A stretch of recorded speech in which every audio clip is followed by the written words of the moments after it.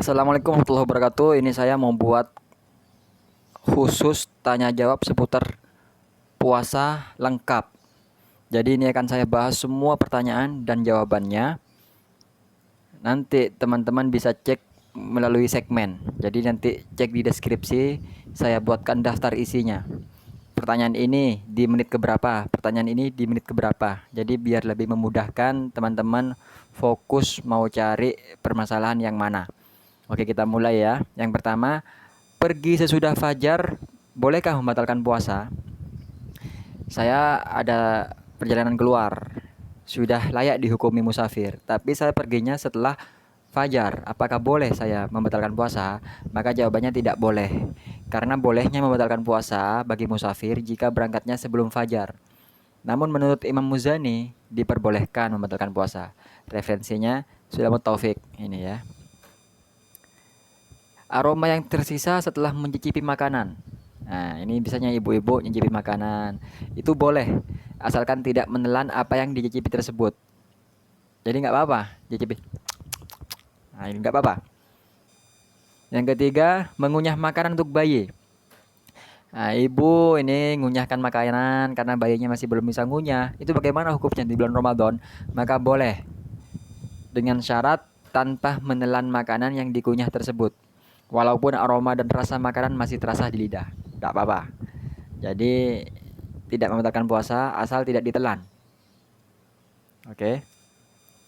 Sahur sebelum jam 12 malam, apakah dihukumi mendapatkan fadilah sunnahnya sahur? Jawabannya kalau sahur jam 12 ke bawah sebelum jam 12 itu tidak dapat fadilah kesunahan sahur karena sahur itu dihukuminya pertengahan malam. Jadi dari jam 12 selanjutnya itu baru kena sunnahnya sahur. Niat puasa Senin Kamis plus kodok. Nah, ini saya punya hutang puasa, lalu saya bayar di Senin dan Kamis. Bolehkah saya ngerangkap niat atau puasa Senin sekaligus kodok? Maka jawabannya boleh. Apabila keduanya diniatkan. Aku niat puasa hari Senin, sekalian bayar kodok lillahi ta'ala. Itu boleh. Statusnya nanti dapat 2 pahala Senin sama kodok puasa. Satu niat 2 pahala. Kadang-kadang pada hari-hari tertentu puasa disunahkan karena 2 sebab. Misal hari Kamis bertepatan dengan Asyura. Boleh asalkan keduanya diniati. Oke, ini tadi sama. Referensinya ya Anatut Tolibin. Menjual makanan di siang hari. Ah, terpaksa sering dibuat alasan sebagai pembenaran atas semua tindakan, sebagaimana realita yang terjadi di sekeliling kita. Walaupun tahu sudah bulan puasa, tetap aja berjualan makanan di siang hari. Bolehkah? Tidak boleh. Karena itu mendorong terjadinya maksiat, kecuali menjual makanan untuk persiapan buka puasa. Ini baru boleh. Tapi kalau jualan di siang hari, kita sudah tahu bahwa yang beli itu menyebabkan tidak puasa atau memang yang tidak puasa karena memang melanggar syariat, kita bersalah. Tidak boleh, tidak boleh. Masuknya air ke telinga saat mandi. Saat cuaca panas, apalagi mandi, nggak sengaja masuk air ke telinga. Apakah membatalkan puasa? Ya, membatalkan puasa. Kecuali ketika mandi wajib atau sunnah. Kalau mandi wajib karena mimpi basah dan segala macamnya, mandi kan harus membersihkan telinga. Kalau masuk airnya itu tidak membatalkan puasa. Memakai obat tetes mata.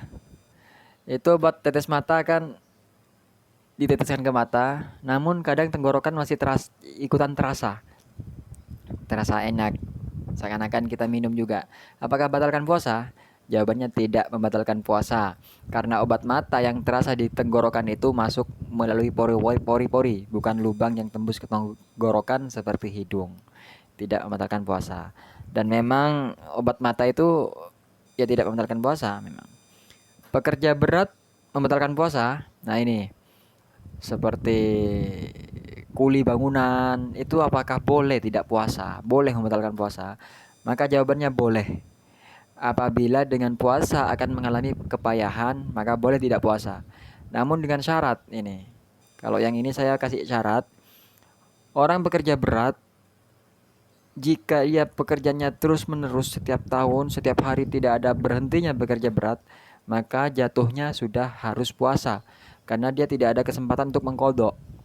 Tapi kalau pekerjaannya hanya ternyata bertepatan di bulan Ramadan, di selain Ramadan ia tidak bekerja berat, di bulan Ramadan itu boleh tidak puasa, lalu dikodok di bulan lain.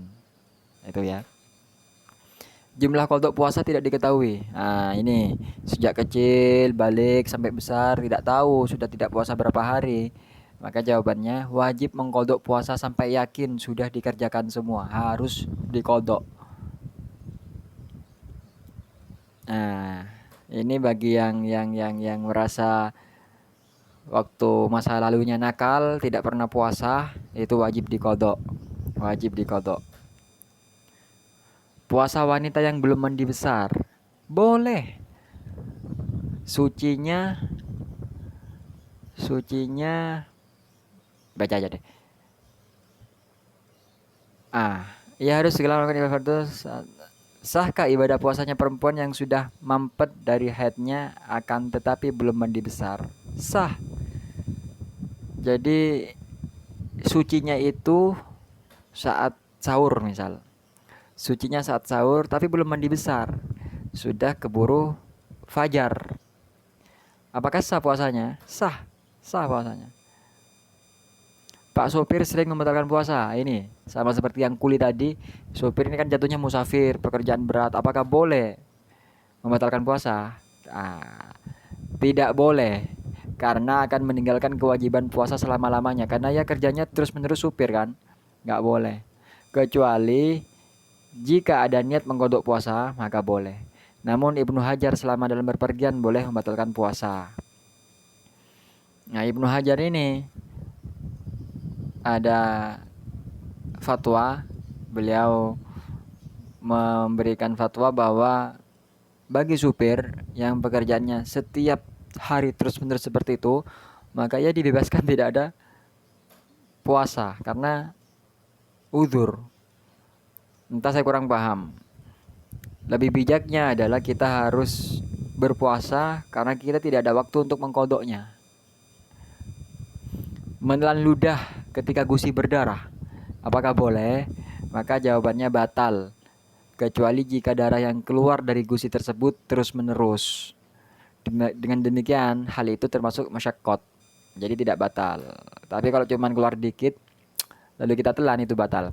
Mending buang aja. Meneteskan obat di telinga, apakah membatalkan puasa atau puasanya tetap sah? Maka puasanya tetap sah, tidak batal puasanya. Jika yakin obat tersebut bisa menyembuhkan atau menghilangkan rasa sakit, karena termasuk darurat. Jika memang terpaksa harus pakai obat yang di telinga itu bertepatan di siang Ramadan karena kesakitan yang mengharuskan pakai obat mata, obat telinga, sah, tidak membatalkan puasa. Menggosok gigi dengan pasta gigi. Bolehkah sikat gigi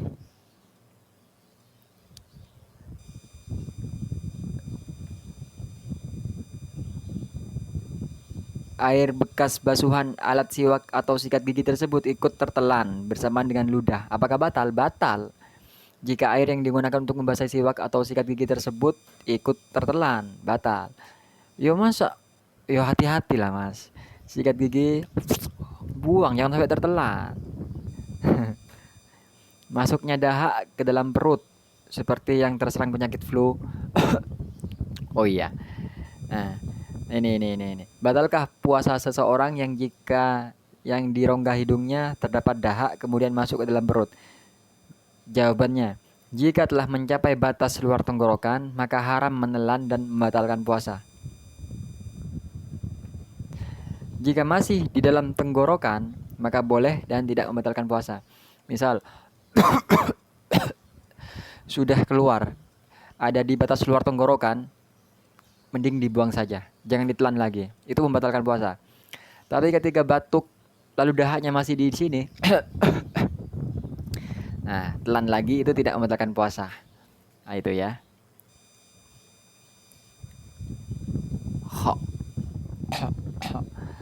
Yang dimaksud batas luar tenggorokan itu seperti huruf makhrijul huruf kho. kho. Nah ini.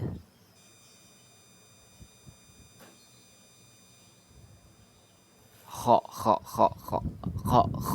Nah ini batas dalam di sini. Batas luar di sini. Makan karena lupa. Terjadi perbedaan pendapat. Menurut Imam Nawawi hukum puasanya tidak batal. Sementara menurut Imam Rafi'i batal. Ya kita milih Imam Nawawi karena lupa tidak dihukumi. Pena diangkat dari seseorang saat ia lupa, terpaksa dan tidak sadar. Jadi tidak sengaja, lupa dan dipaksa. Makan karena lupa ya nggak membatalkan puasa. Menduga waktu berbuka sudah tiba. Jawabannya puasanya tidak sah dan wajib diqodho. Kalau memang saat ia berbuka waktu maghrib belum tiba. Nah, ini lagi-lagi takmir masjid ini yang hati-hati harusnya. Adzan belum waktunya sudah adzan.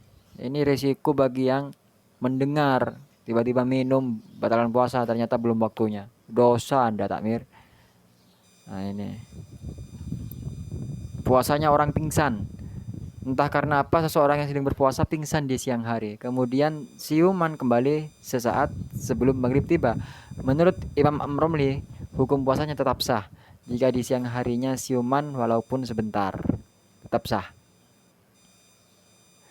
Membatalkan puasa sunnah. Membatalkan puasa wajib seperti bulan Ramadan hukumnya tidak boleh. Bagaimana hukum membatalkan puasa sunnah? Makruh jika tidak ada uzur. Nah, masuknya debu ke mulut tidak batal asalkan tidak disengaja. Namun bila disengaja seperti membuka mulutnya maka terjadi perbedaan pendapat. Menurut qaul ashah tetap tidak batal.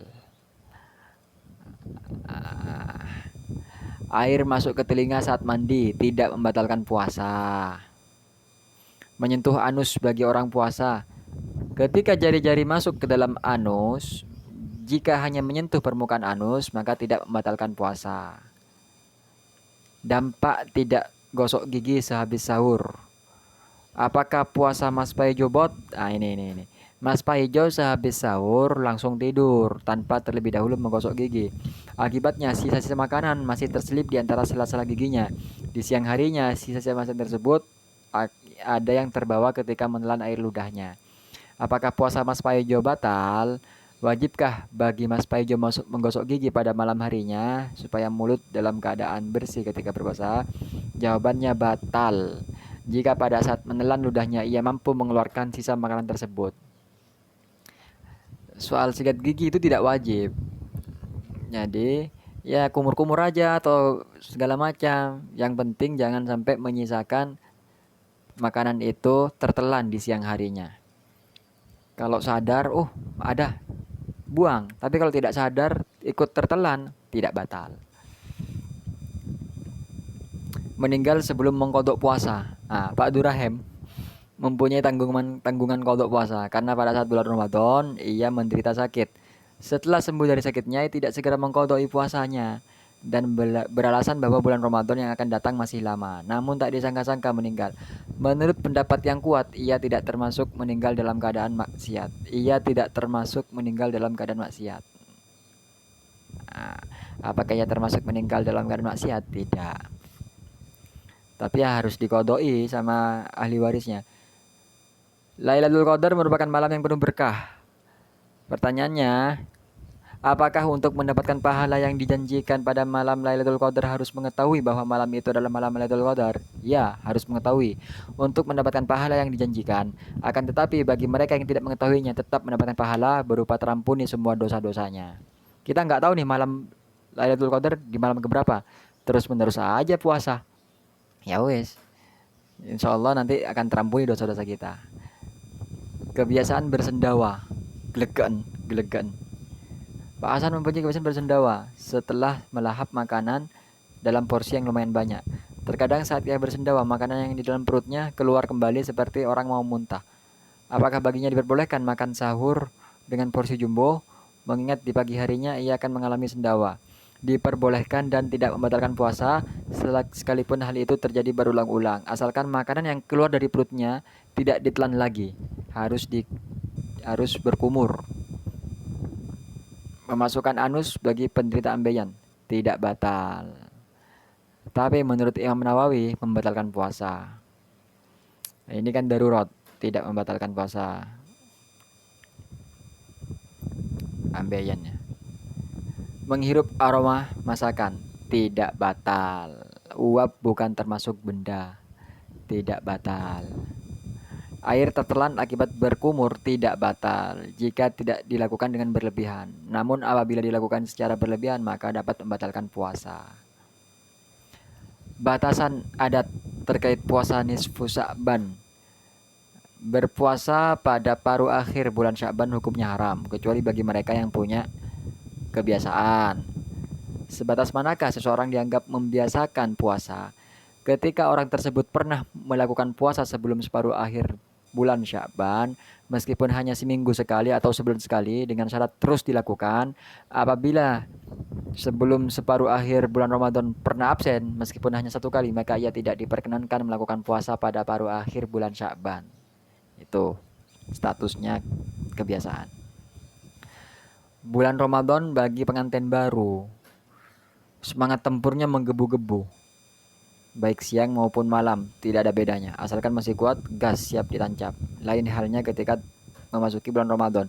Di siang harinya mereka harus bersabar menahan kebutuhan biologisnya, walaupun mereka masih bisa bercumbu. Apakah berciuman? Nah, bagi suami istri diperbolehkan jika hal itu tidak menimbulkan keluarnya sperma atau keinginan untuk bersetubuh. Tidak apa-apa.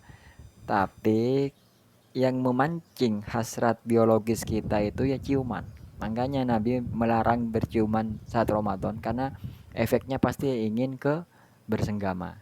Tapi kalau nggak sampai keluar sperma dan nggak ada keinginan bersetubuh ya nggak apa-apa ciuman. Semoga bermanfaat. Subhanakallahumma bihamdika asyhadu an la ilaha illa anta astaghfiruka wa atubu ilaik. Assalamualaikum warahmatullahi wabarakatuh.